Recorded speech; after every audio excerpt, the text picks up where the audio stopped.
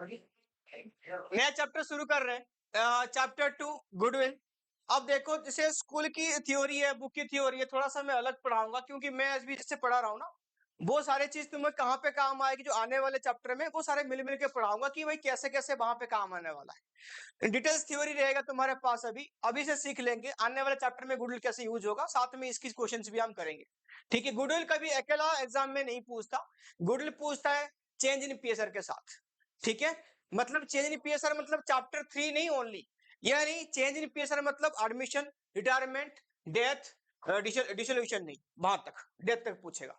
ठीक है, तो ध्यान दो कि चैप्टर 2 गुडविल लिख लिया सब आपने अपनी कॉपी में। आ जाओ डिटेल्स में इसकी नोट पढ़ते हैं और क्या है गुडविल क्या नहीं समझते।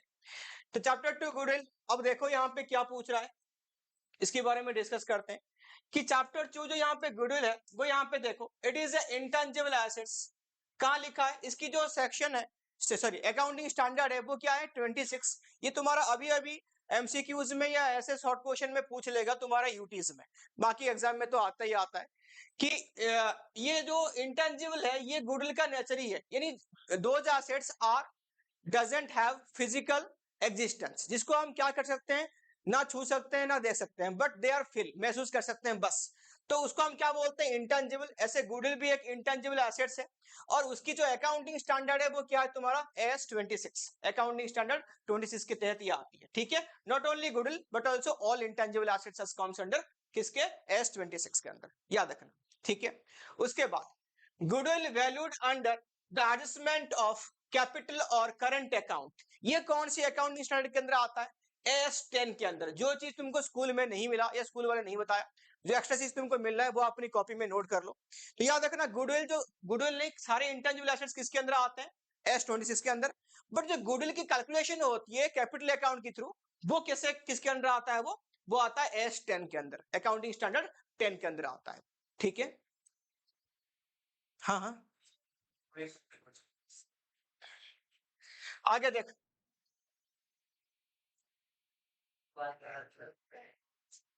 डेफिनेशन, डेफिनेशन पे आ जाओ।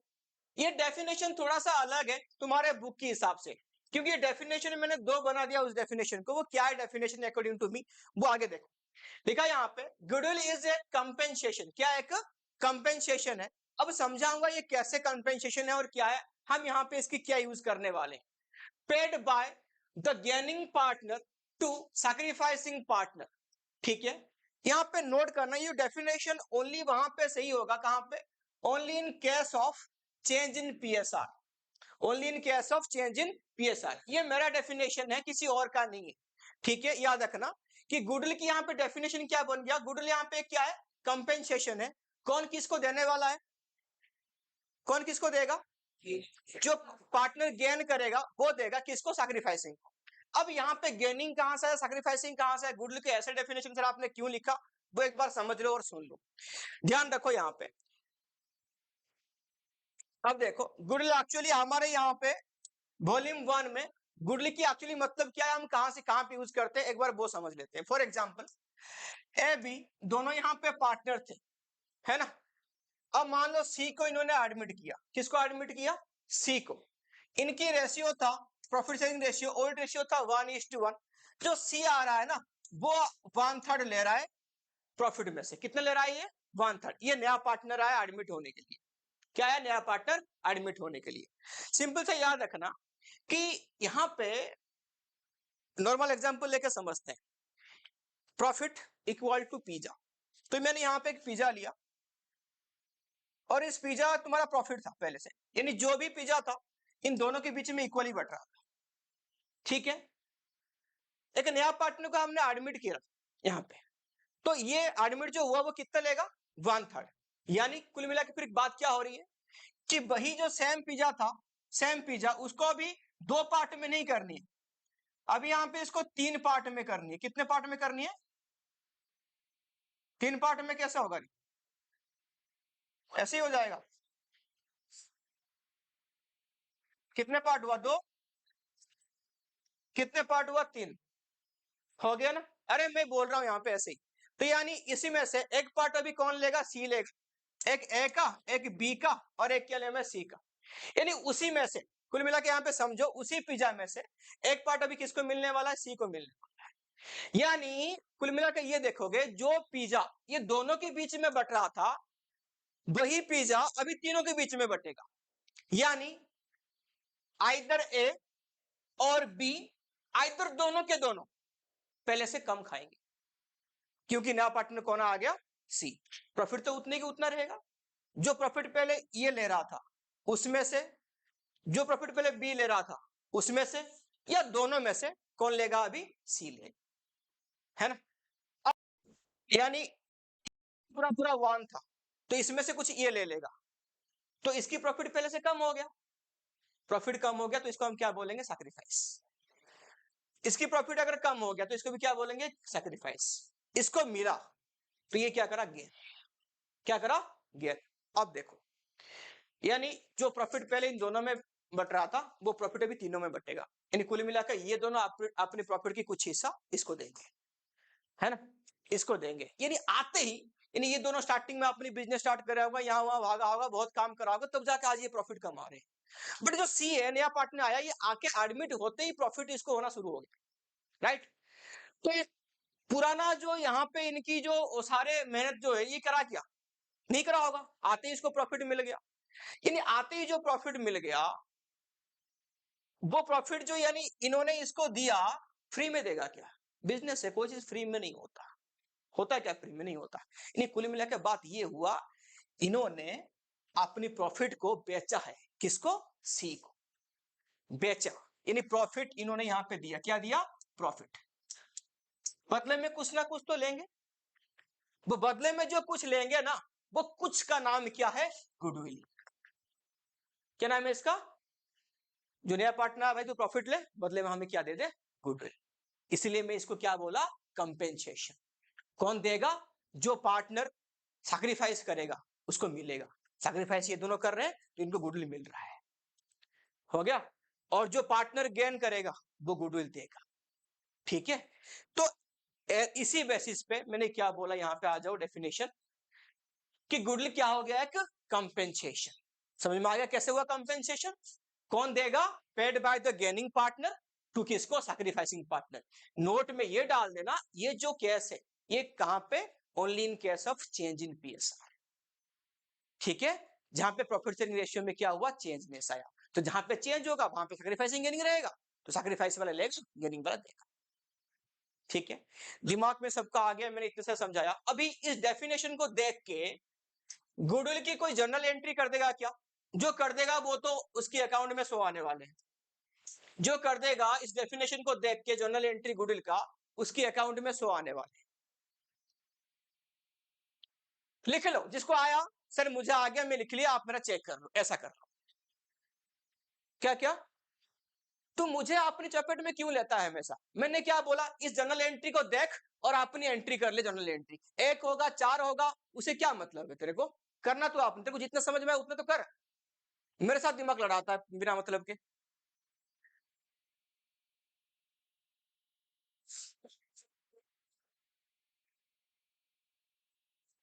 मैंने हिंट भी दे दिया।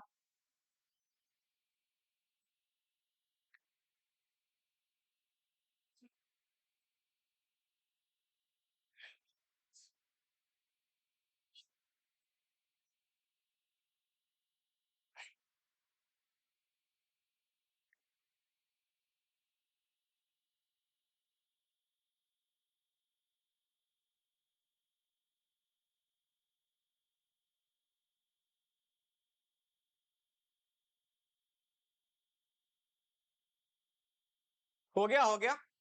जो भी बाद में अपलोड होने के बाद जो भी वीडियो देखेगा, देखने के बाद वहां पे भी कमेंट कर देना कि इसकी जर्नल एंट्री क्या होने वाला है। चलो मैं इसकी जर्नल एंट्री बता रहा हूं, अपने आपस में मैच कर लेना। आ गया होगा तो अच्छी बात है, अपने आप को शाबाशी देना, नहीं आया होगा तो कोई बात नहीं, लिखो। जर्नल एंट्री ऐसे होगा, गेनिंग पार्टनर्स कैपिटल और current account debited to sacrificing partners capital account. किसका सही है, गलत है, गलत है, हाँ। Very good. और किसका है? तेरा है, वेरी गुड, तेरा है, वेरी गुड। कितने? 4-5 बंदों का है। क्या क्या? तो यानी gaining partners capital account debited to क्या आया? Sacrificing partners capital account. हो गया, हो गया। तो चलो, तो वही मैंने यहां पे बोला कि क्या नाम है इसका, जो पार्टनर गेन करेगा वो यहां पे देगा। देगा मतलब उसकी कैपिटल अकाउंट से कट जाएगा। कैपिटल अकाउंट कम होते ही कौन सी बैलेंस होगा? वो डेबिट बैलेंस। जिसको मिलेगा उसकी कैपिटल अकाउंट क्रेडिट में आएगा, तो वो कौन है? वो सैक्रिफाइसिंग पार्टनर्स। ठीक है, चलो, पहला डेफिनेशन हो गया। आगे देखो next definition, number 2। On the other hand, goodwill की और क्या डेफिनेशन है, और मैंने क्या बोला उसके बारे में देखा। On the other hand, goodwill is intangible assets, is an होना चाहिए ना, is an intangible assets which helps in earning the higher profit. Goodwill क्या है? कि इंटेंजिबल एसेट्स है जो बिजनेस को प्रॉफिट और अच्छी प्रॉफिट अर्न करने में क्या करता है? हेल्प करता है। हो गया, तो दो डेफिनेशन तुमको समझ में आ गया। गुडविल तुम्हारे लिए कंपेंसेशन है और एक इंटेंजिबल एसेट्स है जो क्या करता है? हायर प्रॉफिट अचीव करने में हेल्प करता है। ठीक है ना? गुडविल क्या है? अच्छी नाम, रेपुटेशन है ना। हो गया, दो डेफिनेशन हो गई। नेक्स्ट पे आ जाओ। Need for valuation of goodwill, goodwill valuation करने की क्या नीड है?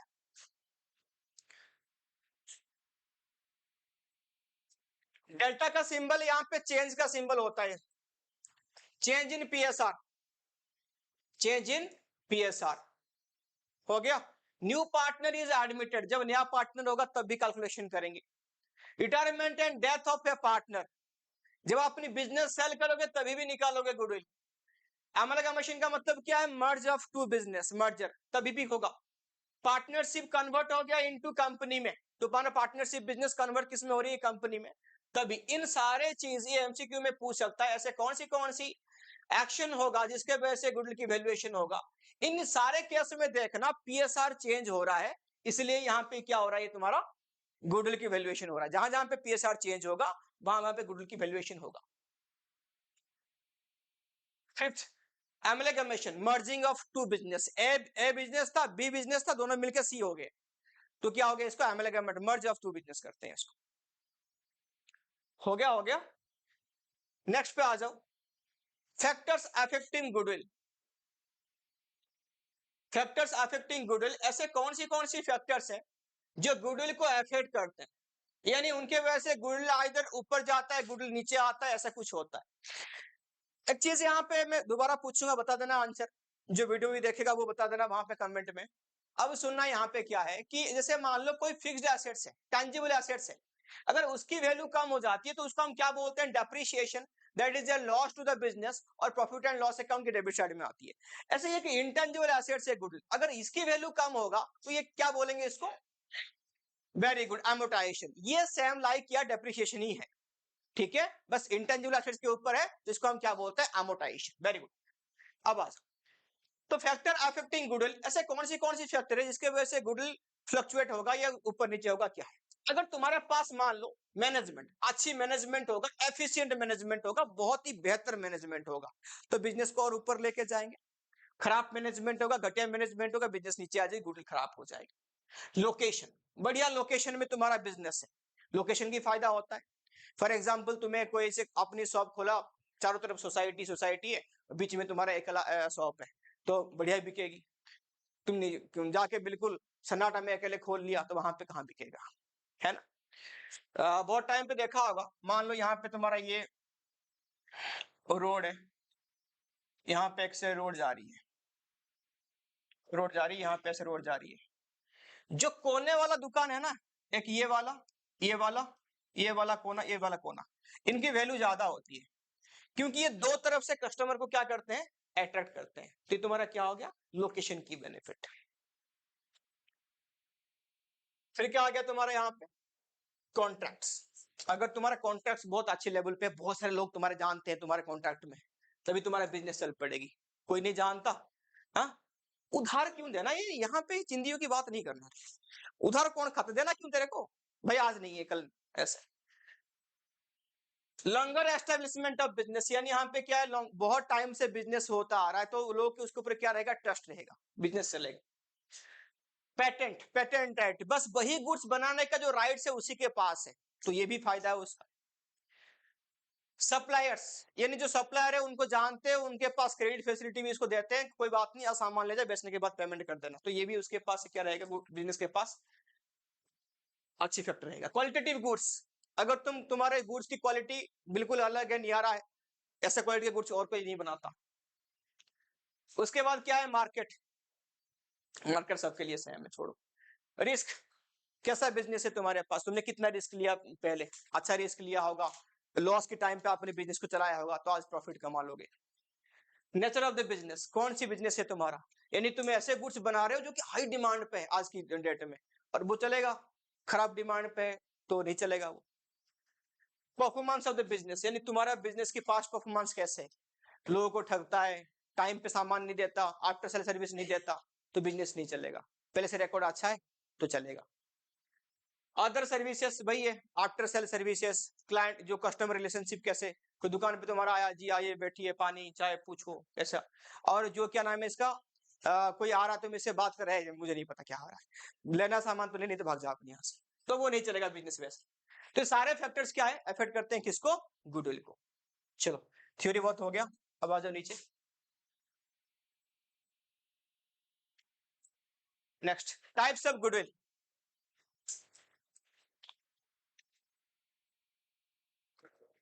चलेगा, टाइप्स ऑफ गुडविल।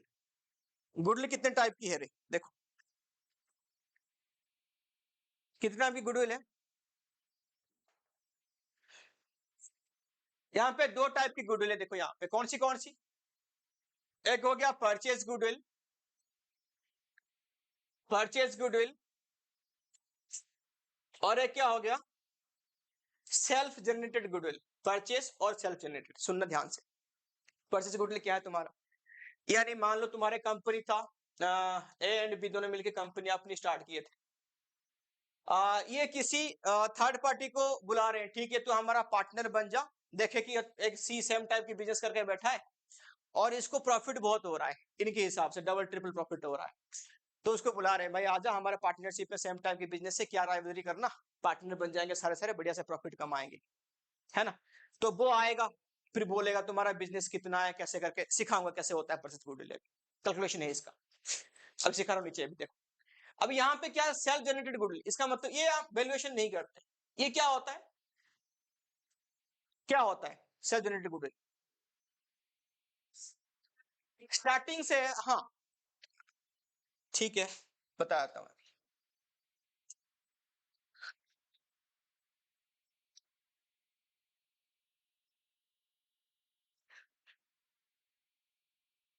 कौन है तू, राधिका, ये राधिका पानी पूरी का स्टॉल है, गोलगप्पे बेचती है ये राधिका, है ना, ये राधिका गोलगप्पा, ये क्या नाम है इसका, स्टॉल है इसका, ये गोलगप्पा लगाती है, वेरी टाइप ऑफ गोलगप्पा, पढ़ी लिखी है, तो बसे वाला आलू में खाली पानी डाल के नहीं देती, ये डिफरेंट टाइप्स ऑफ गोलगप्पे रखा है, चॉकलेट वाले गोलगप्पे, अ, और क्या नाम है इसका, हाँ वो क्या है, सोयाबीन वाले गोलगप्पे, और डिफरेंट टाइप्स ऑफ गोलगप्पे ये रख के आपने पास रखिए, अरे मर्जा मत खाना। हो गया, गोलगप्पा का स्टॉल है उसके पास, बढ़िया बढ़िया चीज डाल के देती है, खाने में टेस्ट है, तो मैंने खाया है उसके पास, है ना। कब दिया था तूने मुझे, झूठी। चलो आगे लिखो, अब सुनो, अब यहाँ पे आ जाओ, एक गोलगप्पा स्टॉल ये है, ये अपनी पालक की, ये हाँ, ये पालक गोलगप्पा स्टॉल है। अब ध्यान देना एक चीज यहाँ पे, हम्म, हाँ ऊपर देख ले तू, मैंने कुछ एक्स्ट्रा चीज बोलते हैं ना, इनकी दिमाग कहीं और भागता है, अबे क्या बोल रहा हूँ वो सुन लो, है ना, थोड़ा ज्यादा तेज तुम्हारा दिमाग भागता है ना, वो अच्छी चीज नहीं है। तो चलो, तो यहाँ पे क्या हो गया, अब ध्यान से सुनना, ये जो अपनी राधिका का गोलगप्पा का स्टॉल है, ये पिछले 6 साल से यहाँ पे कर रही है, तो इसके पास कस्टमर बेस कितनी है, 1000, ये डेली 1000 प्लेट गोलगप्पा ये बेच देती है ना, 1000 इंटू 20 रुपीज की इसकी प्राइस है, तो कितना कमाती है पर डे, 20,000 ऐसे पर डे, तो ये साल महीने में इंटू कर दो, साल में कर दो, वट एवर, बट इसको देख के पालक बोल रही कि यार मेरा जॉब करना तो बेकार हो गया, तो मैं अपनी क्या नाम है इसका, इसकी साइड में इसके सामने और एक गोलगप्पा का स्टॉल खोलता हूँ, तो पर डे 20,000 है, तो पता महीने में कितने पैसे कमाऊंगा। भले ही ये खुद नहीं कर रहे, किसी और से करवा रहे हैं, कोई ठेला खड़ा होकर बेच रहा होगा, बट है इनका। बट जैसे ये आपके सामने गोलगप्पा का अपनी स्टॉल खोला, तो हुआ यूं कि इसके पास 5 6 7 ऐसे करके कस्टमर यहाँ पे आने लगे। ऐसे क्यों? क्योंकि ये बहुत पुराना है, ट्रस्टेड है, इसकी टेस्ट लोगों को पता है, और इसकी टेस्ट के बारे में किसी को नहीं पता, कोई बड़ा जल्दी ट्रस्ट भी नहीं करेगा, है ना, कोई जल्दी बड़ा ट्रस्ट भी नहीं करेगा इसके ऊपर, तो इसके पास अभी कस्टमर बेस है ही नहीं। बताइए समझ में? तो ऐसे करने के बाद 1-2 महीने करने के बाद ये दिमाग में सोचा ये चलेगा नहीं, जब तक यहाँ पे राधिका की स्टॉल है तो मेरा यहाँ पे चलेगा नहीं, मैं क्लोज करना पड़ेगा। तो यानी यहाँ पे इसकी जो गुडविल की वजह से इसकी कस्टमर बेस बना 1000 के करीब, ये इसकी सेल्फ जनरेटेड गुडविल है ना? क्या है? सेल्फ जनरेटेड क्या है? गुडविल है। तो यहाँ पे एक कैलकुलेशन करना कि पर डे की 20,000, महीने की कितना हो गया? 6 लाख। एक साल की कितना हो गया? तो हाँ तो करना 72, है ना? अब ये इंटू कर, यहाँ पे मान लो 6 साल से चला रहा है, एक एक्स्ट्रा कर दिया तूने, तो 6 साल से इंटू कर दो, तो करोड़ में पहुंच गया इसकी पैसा। तो राधिका को लग रहा है कि यार गोलगप्पा बेच के मैंने करोड़ों कमा लिया, अब मैं बिजनेस छोड़ रहा हूं, और द सेम बिजनेस को मैं किसको हैंड ओवर कर दूंगा? मेरे दोस्त पलक को, ताकि वो भी कुछ कमा ले। अब यहाँ पे देखना, ये जो स्टार्टिंग से था ये सेल्फ जनरेटेड था, अभी ये अपनी बिजनेस इसको बेचना जा रहा है, तो जब बेचने जाएगी तो ये पलक बोला ठीक है बता कितने पैसे में देगी। तो इसके पास बहुत सारे मशीनें रखे थे और बहुत सारे सामान रखे थे, कुल मिला के इसके पास जो नेट एसेट्स था बिजनेस के अंडर, जो दुकान की शॉप के अंडर, तो यहाँ पे ये था 4 लाख की, मान लो सारे मशीन मिला के कितने की था? 4 लाख की लाइबिलिटी एसेट्स से चुका के बिल्कुल नेट वैल्यू, यानी total assets minus total liability, इसके पास जो बिजनेस था वो कितने की था? 4 लाख की था। बट पलक इसको मांग रही है, काम कर तू मुझे 8 लाख रुपए दे दे। कितने दे दे? कितने दे? 8 लाख। 4 लाख एक्स्ट्रा क्यों? बिकॉज ऑफ अगर ये इसको बिजनेस हैंडओवर करते ही इसकी नेक्स्ट डे से इसको प्रॉफिट आना शुरू हो जाएगा, ऑलरेडी इसकी जो कस्टमर बेस है वो इसके पास चले आएंगे, क्योंकि और दुकान नहीं है, वही बन गई राधिका, है ना? तो ये कस्टमर बेस जो बेच रहा है उसको एक्स्ट्रा पैसा ले रहा है 4 लाख, ये इसकी क्या कहलाएगा? गुडविल। क्या कहलाएगा? गुडविल। तो ये जो 4,000 रुपए निकला, ये निकला परचेज गुडविल, जिसकी valuation as a time of purchase ही हो पाया। जिस टाइम पे ये सेल्फ जनरेटेड था इसकी कोई वैल्यूएशन नहीं थी। हो गया? अब चलो एग्जाम मतलब प्रैक्टिकल करके समझते हैं अब कैसे होता है। ये तो मैंने ऐसे समझाया कि याद रखने के लिए। अब आ जाओ बात करते हैं। लिखो परचेज गुडविल इक्वल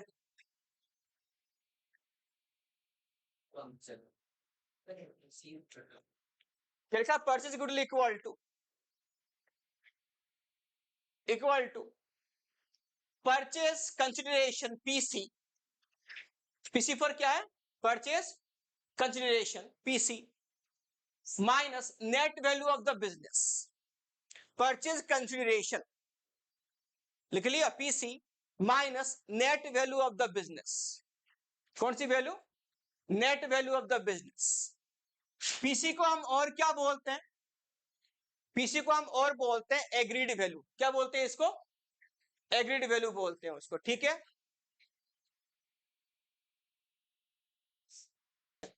इसको हम क्या बोलते हैं? Agreed value. यानी जिस वैल्यू में जो बिजनेस अपनी सेल हो रहा है ना, उसी का जो डिमांडेबल वैल्यू है उसको जो एग्रीड वैल्यू में सेल हुआ, तो डील हुआ जिस वैल्यू में, उसको हम क्या बोलते हैं? PC minus net value of the business, यानी बिजनेस के पास टोटल जितना असेट्स था माइनस कर दो टोटल जितना उसका उधार है, लायबिलिटी, टीए माइनस टीएल, तो क्या बन जाएगा? Net value of the business. ठीक है? तो एग्रीड वैल्यू अगर यहां पे क्या हो गया? पीसी बड़ा हो गया नेट वैल्यू से, तो हमारा क्या कहलाएगा? ये गुडविल। क्या कहलाएगा? याद रखना, अगर पीसी बड़ा हो जाएगा नेट वैल्यू से तो ये क्या कहलाएगा? गुड। जो एक्स्ट्रा वैल्यू पेमेंट करेगा जो परचेजर है, वो किस लिए पेमेंट करेगा? गुडविल के लिए। किस लिए करेगा रे? यानी दोबारा मैं यहां पे बोल दूं, अगर मान लो बिजनेस की पास टोटल एसेट्स था 5 लाख की, लाइबिलिटी था इसके पास, ये टोटल एसेट्स है, ये टोटल लाइबिलिटी है 1 लाख, तो इसकी नेट वैल्यू कितना निकला बिजनेस की? 4 लाख की नेट वैल्यू निकला।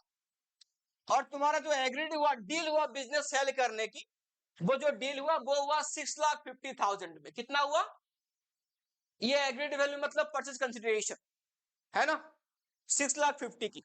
तो बताओ यहाँ पे गुडविल कितना आया? Goodwill equal to 2,50,000। गुडविल कब आती है? जब पीसी बड़ा होगा किससे? Net value of the business. एक चीज और, कुछ पूछोगे डाउट उसमें? कुछ डाउट पूछोगे? सबको है क्लियर? कोई डाउट नहीं है? है डाउट है? अभी तू पूछ रही थी। अगर कम हुई तो वही तो पूछ रहा हूं, डाउट तो पूछते हो नहीं तुम बावड़े बच्चे। अब पीसी बड़ा हो गया तो आया गुडविल। अगर मान लो ये परसेंट का बोला ठीक है कोई बात नहीं, दोस्ती यारी में बोला 3 लाख दे दे मेरा बिजनेस ले जा, तो इसको इस केस में इसको हम क्या बोलेंगे? यानी अगर परचेज कंसिडरेशन छोटा हो गया किससे? Net value of the business, यानी फायदा हो गया, जो खरीद रहा है ना उसको फायदा हो गया, ज्यादा वैल्यू का बिजनेस कम वैल्यू में मिल रहा, तो इस फायदे को हम क्या बोलते हैं? हाँ, इस जो बेनिफिट हुआ, कितने के बेनिफिट हुआ यहाँ पे? 1 लाख की जो बेनिफिट हुआ, याद रखना इसको बोलते हैं सीआर। क्या बोलते हैं इसको? इसको लिखो, मैं लिखा रहा हूं अभी, लिखना सीआर, इसको स्टार मार्क लगा दो। सीआर की फुल फॉर्म है कैपिटल रिजर्व। क्या बोलते हैं? Capital reserve. तुम्हारे सोचने का जो दिमाग की कैपेसिटी है ना, यहीं पे खत्म हो जाती है। कहां पे पता हो? स्कूल में तुमने करा दिया ये क्वेश्चन, ये देख लिया, अच्छा ये वैल्यू से ये कम होती है, गुडविल होती है, बस आगे तो पूछ लो अगर कम होगा तो क्या होगा। मर जाते हो, पता नहीं तुम्हारे दिमाग में क्यों नहीं आता। खाते भी तो नहीं हो घर पे? सब खाते हो, सारे कंप्लेन तुम्हारा, सर ऐसे चल रहा है, पंखा थोड़ा चला दो ना, ठंडी लग रही है, गर्मी लग रही है, वो दिमाग में तुमको आता है। जो चीज के लिए आए हो वो तो आएगा नहीं कभी दिमाग में, है ना राधिका? कैसे करोगे तुम, समझ में नहीं आ रहा। कोई डाउट नहीं होता तुम लोग को। लिखो इफ, क्लियर है? लिखो if PC is greater than, if PC greater than net value of the business is known as, PC बड़ा हो गया कब, तो क्या बोलते हैं इसको? गुडविल। पीसी बड़ा होगा तो क्या होगा? गुडविल। अगर परचेज कंसिडरेशन छोटा हो गया किससे? नेट वैल्यू से, तो बेनिफिट है, तो इसको बोलेंगे सीआर यानी कैपिटल रिजर्व। क्या बोलेंगे इसको? कैपिटल। चलो हो गया, हो गया। गुडविल कौन सी बैलेंस है? सीआर कौन सी बैलेंस है?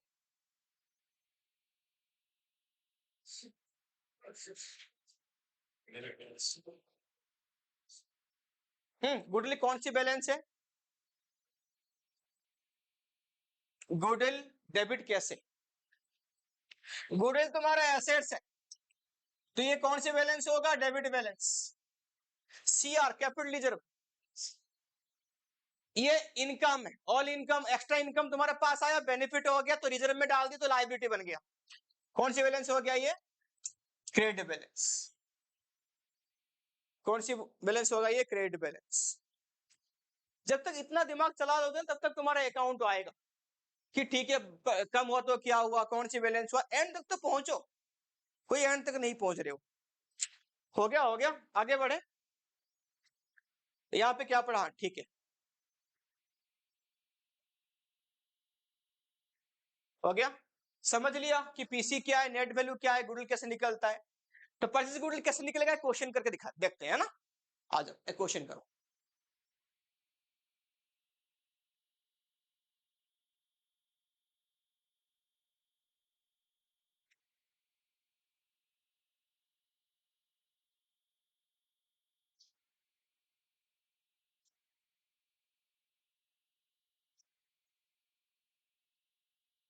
क्वेश्चन सबको दिख रहा है क्या? चलो लिखो क्वेश्चन क्या है यहाँ। Amrit Delhi needs acquire the business from Sri Shivam for purchase consideration of 5 lakh paid by check। कितने में डील होगी उनकी? कौन खरीदने वाला है यहाँ पे? अमृत डेली परचेस करेगा, किससे करेगा? श्री शिवम की बिजनेस परचेस कर लेगा। कितने में? 5 लाख। तो पीसी यहां पे कितनी हो गया? 5 लाख। कौन मांग रहा है रे? श्री शिवम मांग रहा है, भाई मुझे 5 लाख रुपए देते, है ना। अभी हमें पहले क्या, अभी बिजनेस की वैल्यू निकालेंगे, नेट वैल्यू। लिखो net value equal total assets कितनी इसके पास? फर्नीचर 10,000 की, 7,50,000 की स्टॉक है, डेटर है 1,50,000 की। हो गया। तो टोटल कितने हैं इसके पास एसेट्स? 9,10,000। 9,10,000 ये इसकी एसेट्स है ना। हो गया, हो गया। और लाइबिलिटीज के पास कितनी है? 6 लाख, 6,10,000 की। तो यानी यहां पे क्या है, नेट वैल्यू कितना आ गया? 3 लाख की नेट वैल्यू आया। बट मांग कितना रहा है वो? 5 लाख मांग रहा है, बहुत एक्स्ट्रा मांग रहा है। तो यानी जो एक्स्ट्रा मांग रहा है उसको हम क्या बोलते हैं? गुडविल। देखो goodwill equal to PC 5 lakh minus net value 3 lakh equal to कितना हो गया? 2 लाख।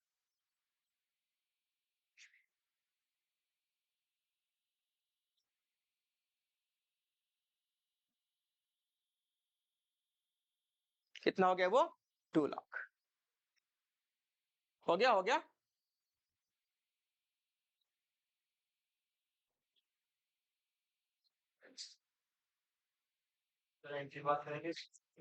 अभी नहीं, मैं कैलकुलेशन सिखा रहा था बस कि परचेज गुडविल ऐसे निकलता है। Methods of valuation of goodwill. Methods of valuation of goodwill क्या लिखा? मेथड्स ऑफ वैल्यूएशन ऑफ क्या लिखा? गुडविल। कितने मेथड है यहां पे देखो? Average period method, super profit method और कैपिटलाइजेशन मेथड। कितने मेथड हो गए? Average, sorry average profit method, period बोल दिया मैंने। एवरेज प्रॉफिट, फिर क्या आया तुम्हारा? सुपर प्रॉफिट, फिर क्या आया? कैपिटलाइजेशन। अब ध्यान दो, एवरेज प्रॉफिट दो पार्ट में डिवाइड है, simple and weighted average. Super profit अकेला है। और फिर कैपिटलाइजेशन दो पार्ट में डिवाइड है, average profit and super profit method. हो गया। ये अलग सुपर प्रॉफिट है और ये कैपिटलाइजेशन सुपर प्रॉफिट है, ध्यान देना, दोनों एक जैसी नहीं है। ठीक है, ध्यान ध्यान इतना, ये मैं बोल रहा हूं अलग से सुपर प्रॉफिट में है और ये कैपिटलाइजेशन सुपर प्रॉफिट मेथड अलग है। वो मेथड काउंट अलग काउंट होगा, सेम सेम नहीं है दोनों। ठीक है, चलो आ जाओ, पहले हम बात करते हैं कि एवरेज प्रॉफिट के अंदर दो, पहले सिंपल एवरेज प्रॉफिट मेथड लिख। Simple average profit method goodwill equal to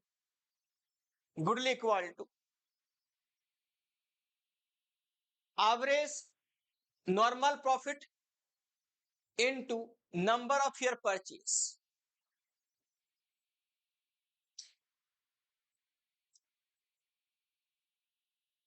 average normal profit into number of year purchase. हो गया। Number of year purchase, number of year purchase, मैं ईयर फॉर वाई यहां पे लिख के छोड़ा, नंबर ऑफ ईयर परचेज। क्या हुआ? Average normal profit into number of year purchase, है ना।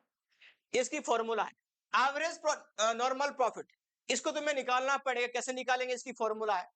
और नंबर ऑफ ईयर परचेज हमेशा तुमको क्वेश्चन में दिया हुआ मिलेगा। क्या मिलेगा? ये क्वेश्चन में दिया हुआ मिलेगा, 2 3 4 5 जो भी है क्वेश्चन में दिया हुआ मिलेगा, है ना। इसके बारे में कोई और ही नहीं होगा। ठीक है। अब एवरेज नॉर्मल प्रॉफिट कैसे निकलता है, फॉर्मूला बताऊंगा। नंबर ऑफ ईयर परचेज के बारे में नहीं जानना और कुछ? कितनी तुम्हारे अंदर ना, तुम्हें बेवकूफ बनाना, कितने कितने मासूम बने बैठे हो, देखना।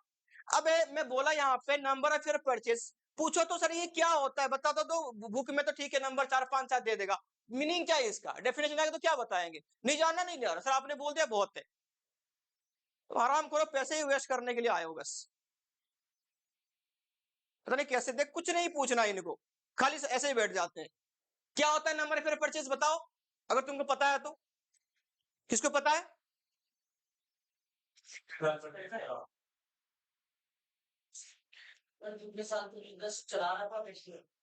Very good. क्या बोला तूने? बंश बंश, तेरे को समझ में आ गया? बंश के आंसर दे रहा था, बता। गांव की देखा तूने प्रधान जी होते हैं, उनकी क्या मेन फीचर रहता है? देखो प्रधान जी एक तो ऐसे बहुत बड़े होते हैं और उनको सच में कोई नॉलेज नहीं रहती टेक्निकल और पढ़ाई के बारे में। उनको जो नॉलेज रहती है उनकी तजुर्बा से नॉलेज रहती है, और जो कुछ भी उनको बोल दो ना, उसकी आंसर वो उसी हिसाब से देंगे, बिना फैक्ट वाले। तूने यहां पढ़ा कि नंबर ऑफ परचेस होता होगा कि जितने साल की परचेस करेंगे वही है। हाँ, जितने साल बिजनेस चला है ना,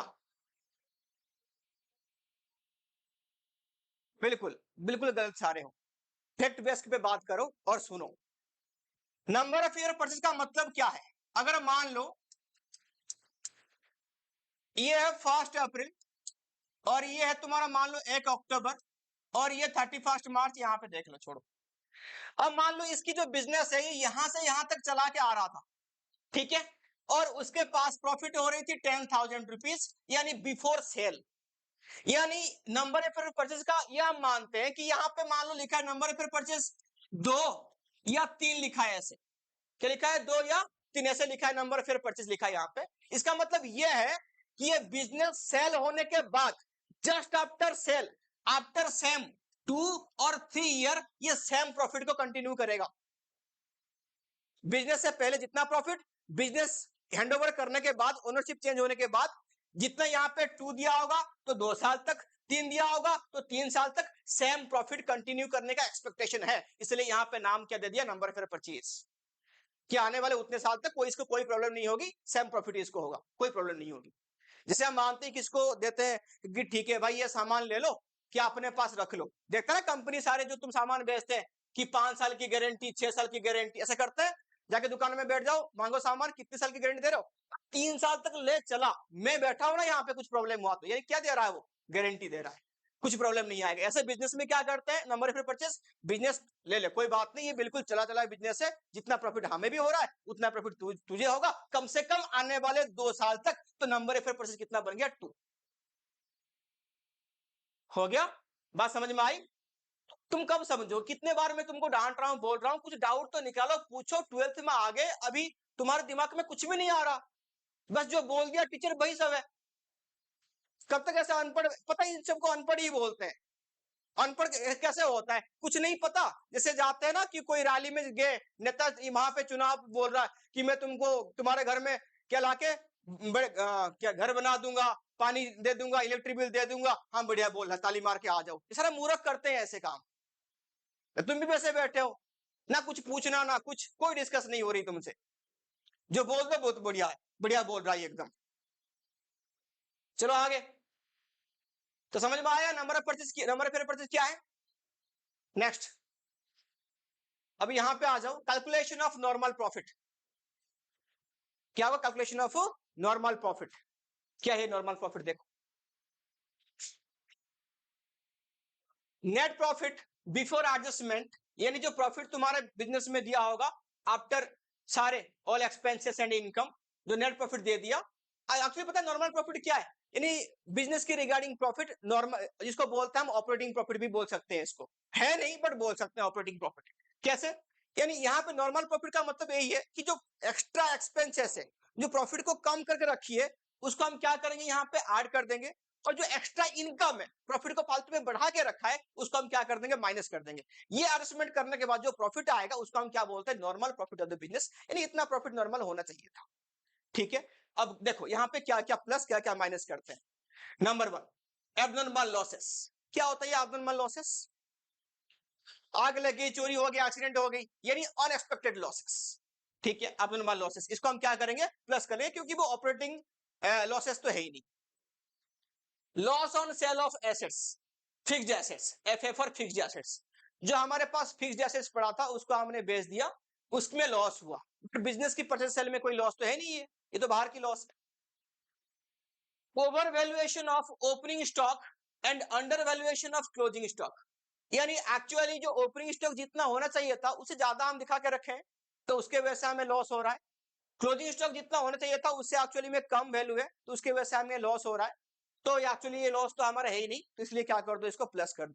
यानी जो बिना मतलब की लॉस है ना, उसको हम यहाँ पे प्लस कर देंगे, क्योंकि हमें एक्चुअली इनकम हमारा चाहिए। Capital expenditure treated as revenue expenditure. For example, तुमने मशीन खरीदा बट तुम्हें रिपेयर में डाल दिए, तुमने फर्नीचर खरीदा परचेज में डाल के रखी है। तो अगर इस टाइप की फालतू मतलब जो एसेट्स खरीदा बट नॉर्मल रेवेन्यू एक्सपेंस दिखा के रखा है, तो फालतू में तुम्हारा प्रॉफिट को कम कर दिया होगा, तो उसको भी यहाँ पे क्या कर देंगे, हम प्लस कर देंगे। तो ये सारा आइटम हमें प्लस करना रहेगा, कहां पे, जो तुम्हारा नेट प्रॉफिट दिया होगा उसमें। हो गया, काली की तो है नहीं, बाद में लिखेंगे। अच्छा लिख ली, वेरी गुड। सबने नोट कर लिया क्या, आगे बढ़े। अब आ जाओ, ऐसे कौन सी ऐसे आइटम्स है जिसको हम क्या करेंगे, माइनस करेंगे। जैसे उसकी उल्टा, एबनॉर्मल गेन, यानी बिजनेस में किसी को कमीशन मिल गया, लॉटरी लग गई तुम्हारी, यानी किसी भी टाइप की अलग सी मतलब एबनॉर्मल गेन कुछ भी हो गई, नॉन ट्रेड कमीशन वगैरह। और उसकी उल्टा जो हमने पढ़ा था, over valuation of closing stock, closing stock बहुत ज्यादा बढ़ने से प्रॉफिट बढ़ जाती है, तो इसको माइनस करना पड़ेगा। And under valuation of opening stock,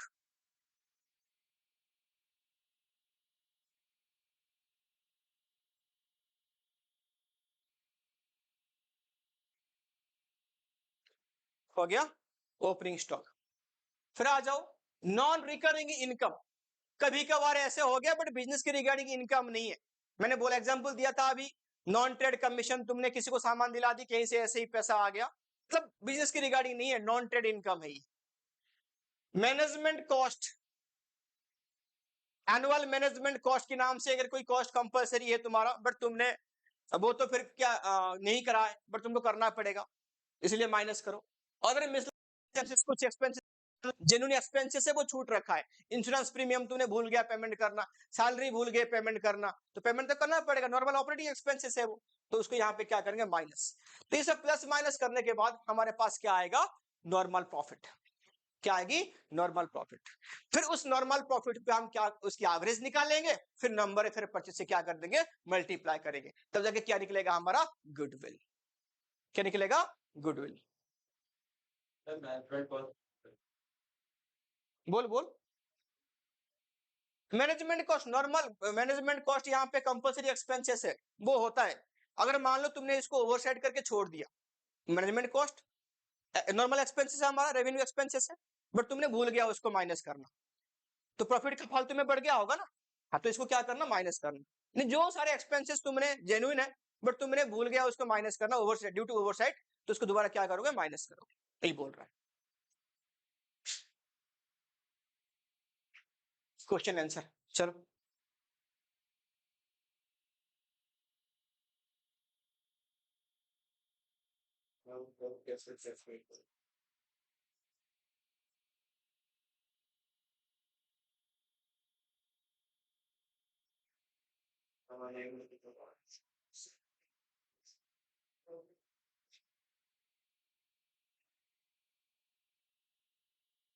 question number 11, ये बढ़िया क्वेश्चन है। इस क्वेश्चन में तुमको जर्नल एंट्री भी करके दिखाएगा, जो अभी जर्नल एंट्री मैंने बताया था, gaining partners capital account debited to sacrificing. याद रखना, ये जो जर्नल एंट्री है, ये सारे, चाहे तुम्हारा थोड़ा सा नाम, और ये यूनिवर्सल एप्लीकेबल है, जो मैंने अभी बताया ना कि क्या नाम है इसका, gaining partners capital account debited to sacrificing partners capital account, ये एडमिशन में, रिटायरमेंट में, डेथ में, हर किसी में आएगा, बस थोड़ा सा चेंज होके आएगा। जैसे मान लो एडमिशन में कोई नया पार्टनर एडमिट हो रहा है, तो वहां पे जो गेन कर रहा है वो नया पार्टनर गेन कर रहा है, तो उसकी वजह से क्या आ जाएगा कि new partners capital account debited to sacrificing, gaining के बदले न्यू आ गया। पार्टनर को रिटायरमेंट होके जा रहा है, यानी वो अपनी प्रॉफिट छोड़ के जा रहा है, तो वहां पे सैक्रिफाइस के बदले क्या आ जाएगा, रिटर्निंग पार्टनर आ जाएगा। यानी कुल मिला के एक, अभी के लिए तुम एक ही एंट्री याद रखना हमेशा लाइफ टाइम, यानी गुडविल वैल्यूएशन होती है, नया वाला गुडविल, तो उसकी नॉर्मल एक ही जर्नल एंट्री है, क्या है वो, गेनिंग टू सैक्रिफाइस। क्या होगा वो, यानी जो गेनिंग करेगा वो देगा, जो सैक्रिफाइसिंग करेगा उसको मिलेगा क्या, गुडविल, एज ए कंपेंसेशन। इतना याद रखना बस, ठीक है। आजा क्वेश्चन पे, भाई क्वेश्चन करके दिखाऊंगा अभी। क्वेश्चन पढ़ो पहले।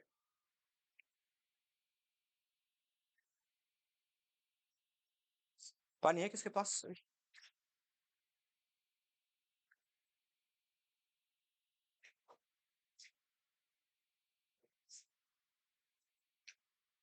ले गई थी ना बोतल।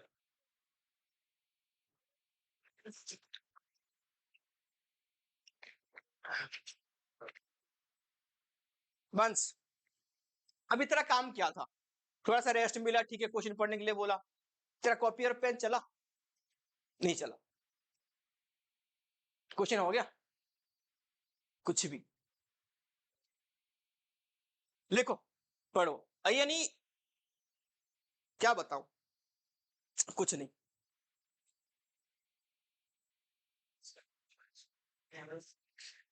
चाइना में जान पूछ के ना एक ऐसा सेक्शन को ये लोग अनपढ़ और गरीब रखते हैं, क्योंकि सारे अगर पढ़े लिखे अमीर बन जाएगा ना तो प्रॉब्लम आएगी। क्यों? कोई किसी का काम नहीं करेगा ना, ये ऐसे ही होता है।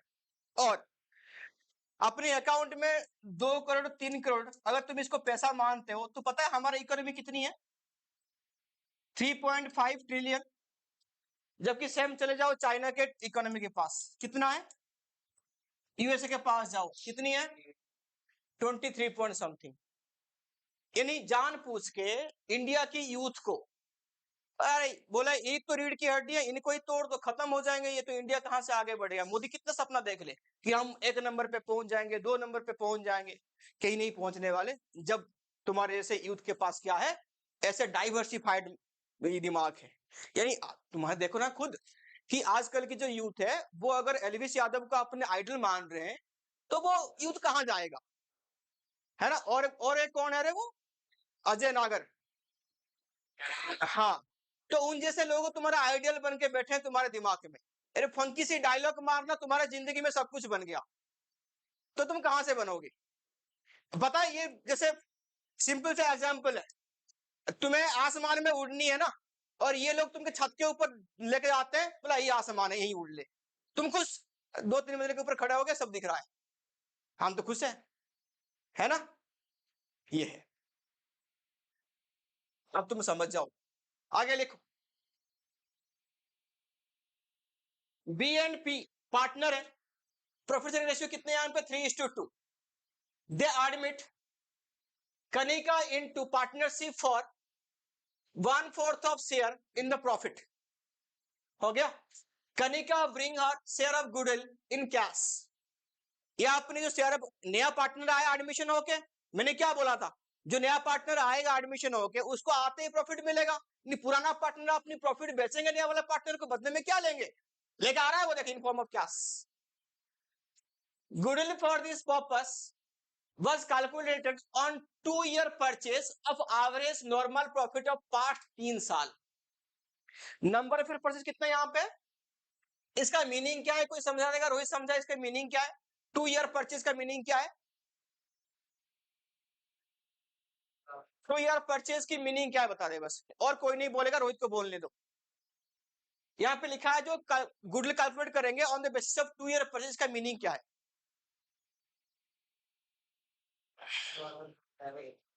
हाँ, पूरा बता डायलॉग ना, महिमा बोल। हाँ,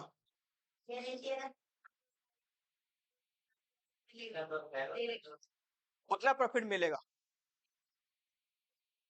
नहीं, इसकी एक ऐसे मीनिंग, जैसे आपस में तुम बात करते हो दोस्त से, ऐसे मीनिंग बता दो कि सर इसका मतलब यही है। हाँ,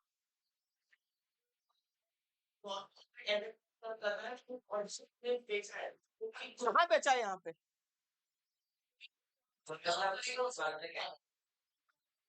यानी ये बोल रहे, वेरी, ये बोल रहे कनिका तू आजा, एडमिशन हो जा, कोई टेंशन नहीं, आने वाले कम से कम 2 साल तक ऐसे ही प्रॉफिट कमाते रहे। ठीक है, इसका मीनिंग यही था। तो डिटेलिंग करो, क्लियरिटी करो इसमें। आगे आ गया, आगे लिखो। The average normal profit of कितने साल के निकालेंगे? 3 साल का प्रॉफिट फॉर लास्ट 3 साल। कितने कितने हैं हमारे पास? 20 की 50,000, और 21 की एक लॉस है यहाँ पे, और 22 की एक प्रॉफिट कितनी यहाँ पे? 17,000 रुपए, बस यही है। चलो आगे देख, अब हम बात करते हैं किसकी? नॉर्मल प्रॉफिट की। तो 20 की प्रॉफिट कितनी थी यहाँ पे? बोला 50,000 प्रॉफिट थी। कितनी थी? 50,000, including profit on sale of assets. ये कौन सी प्रॉफिट है रे? ये कौन सी प्रॉफिट है तुम्हारा? ये एबनॉर्मल प्रॉफिट है। तो ये क्या होती है यहाँ पे? माइनस कितना होगी? 5,000। तो यहाँ इस साल की नॉर्मल प्रॉफिट कितना निकला? 45,000। Very good. अभी 21 में यहाँ पे लॉस है, लॉस मतलब ऑलरेडी माइनस में कितना 20,000, और यहाँ पे इंक्लूड है लॉस बाय फायर 30,000। ये एबनॉर्मल लॉस है, लॉस एबनॉर्मल लॉस क्या होगा प्लस हो जाएगा, तो प्लस में कितना आ गया 10,000, कितना आ गया 10,000। 22 का प्रॉफिट कितनी है यहाँ पे 70,000 रुपए, और इसमें बोला include insurance claim receive, insurance claim normal profit है क्या, नहीं एबनॉर्मल है, करिए इसको माइनस 18,000 रुपए। Interest on investment dividend receive हुआ, ये भी नॉर्मल इनकम नहीं है, इसको भी हटा दो 8,000 रुपए, 18 प्लस 8 कितना हो गया 26, 70 माइनस 26 कितना आ जाएगा 44,000। हाँ ये कैसे पता लगेगा कौन सा नॉर्मल है? रुक जा, थोड़ा सा 11th की कमी है ना, अभी बताना पड़ेगा। हाँ बोलो सर। abnormal में लॉस मैं सिंपल साइकोलॉजी तरह बता रहा हूँ, याद रखना। नॉर्मल प्रॉफिट जो बिजनेस की होता है वो सेल्स होती है, नॉर्मल प्रॉफिट उसके नॉर्मल इनकम सेल्स होती है। उसके अलावा जो आउटसाइडर इनकम है डिविडेंड रिसीव, क्या रखना है ड्रिप, DRIP, क्या रखना drip, DRIP, D for dividend, R for rental income, I for interest on investment, P for profit on sale of assets. हो गया, और याद रहेगा अभी क्या लिख लिया अपनी कॉपी में DRIP, कोई नहीं उसको लिखने दे ना, वो बात नहीं अभी नहीं, हो गया रे। चलो तो कितना आया टोटल प्रॉफिट यहाँ पे आया 99,000 आया यहाँ पे total normal profit, divide by कितना करेंगे यहाँ पे 3, तो एवरेज प्रॉफिट कितना आया 33,000 आ गया एवरेज नॉर्मल प्रॉफिट। हो गया, goodwill equal to 3 year purchase था ना, 3 साल डिवाइड कर दिया, ये आ गया हमारा एवरेज प्रॉफिट। लिखो goodwill equal to average profit into number of year purchase, 33,000 into number of year purchase कितना था 2, तो आ गया गुडविल तुम्हारा 66,000, कितना है 66,000।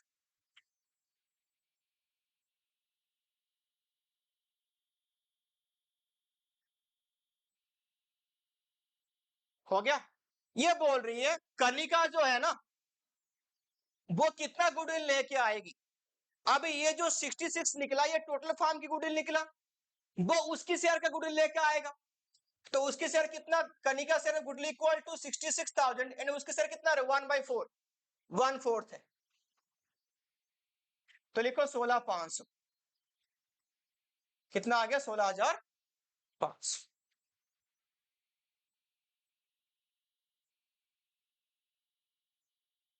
कितना आ गया 16,500। हो गया यहां तक पढ़ाऊं कि और पढ़ाऊं? तो ये मैं कुछ यहाँ पे होमवर्क दे रहा हूं, वो होमवर्क भी करके आ जाना इसी के एग्जाम्पल का यानी एवरेज का।